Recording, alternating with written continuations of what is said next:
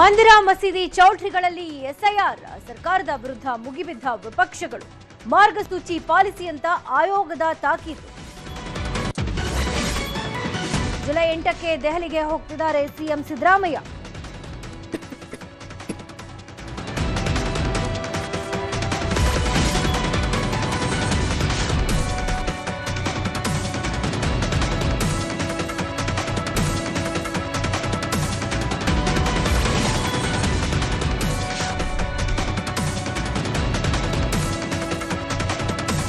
July 8ಕ್ಕೆ ದೆಹಲಿಗೆ ಹೋಗ್ತಿದ್ದಾರೆ CM ಮತ್ತು ಸಿದ್ದರಾಮಯ್ಯ. ಸಂಪುಟ ವಿಸ್ತರಣೆ ಬಗ್ಗೆ ಚರ್ಚೆ, ಆಷಾಢ ಮಾಸದೊಳಗೆ ಪದಗ್ರಹಣ ಸಾಧ್ಯತೆ. ದರ್ಶನ್ಗೆ ಸುಪ್ರೀಂ ಕೋರ್ಟ್ನಲ್ಲಿ ಬಿಗ್ ಶಾಕ್. ಜಾಮೀನು ಆದೇಶ ಮಾರ್ಪಾಡು ಅರ್ಜಿ ವಜಾ. ದಾಸನಿಗೆ ಇನ್ನೂ 1 ವರ್ಷ ಜೈಲೇ ಗತಿ. ಕರಾವಳಿ ಜಿಲ್ಲೆಗಳಿಗೆ ಇಂದು ಆರೆಂಜ್ ಅಲರ್ಟ್. ಉತ್ತರ ಒಳನಾಡಲ್ಲಿ ಸಾಧಾರಣ ಮಳೆ ಸಾಧ್ಯತೆ. ರಾಜ್ಯದ ಬಹುತೇಕ ಡ್ಯಾಂಗಳು ಬಣ.